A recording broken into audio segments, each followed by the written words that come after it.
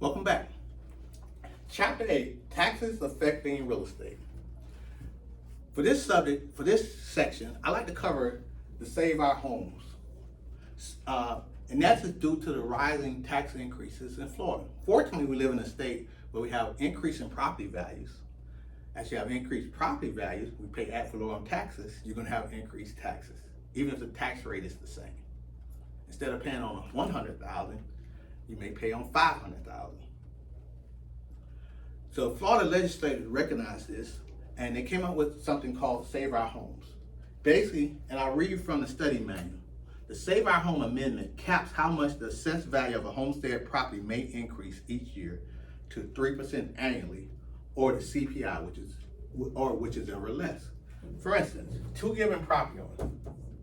One is $100,000, who's been there a while, and the other guy purchased his home for $500,000. The guy who's been there a while has a $100,000 assessment, but over time, it may have increased at 3%, 3%, 3%.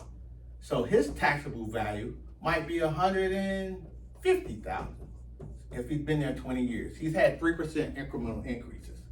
While the guy who pays at $500,000 will pay $500,000 times that 20%, 20 mills, he'll pay $10,000 in taxes.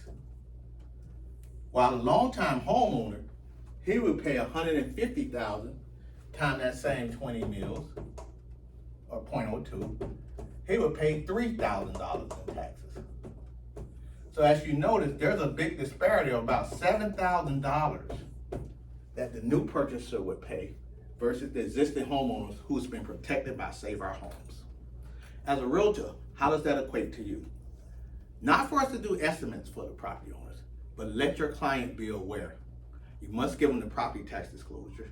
You can also advise them to go to their local assessor or the county's website where they can calculate the taxes. But be knowledgeable that your new client will not have the same tax burden as a property owner who's been covered by the Save Our Home Amendment. But as a realtor, what you must tell your client, he needs to go down and file for homestead exemption because the Save Our Home is only for homesteaded properties. So therefore, he can start minimizing his increases, starting at the $500,000 level, but 3% from that. And so this is well needed as properties rise. It prevents tremendous fluctuation and increases from existing property owners who have homestead exemption with the property serving as their primary residence. The final statement I say, this Save Our Home benefit is portable, meaning this guy who has a $500,000 house, even though he's only paying taxes on $150,000 because he's been there since he first purchased $100,000, he has a savings on value of approximately $350,000, which is the difference with what this guy's paying on. And he has a savings of $350,000, and that's fine if he never goes anywhere.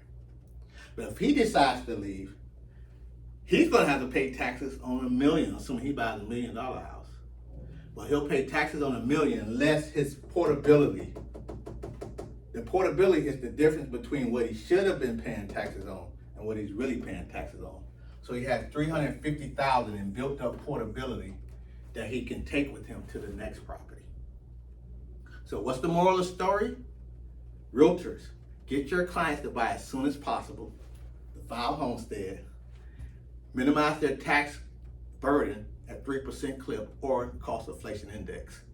And when they decide to move on to bigger and better things, you can sell them a property and they get to take their portability with them to minimize their tax burden in their newer and better location. I'm Vincent Burnett, Professor V. We continue to open mind and open doors.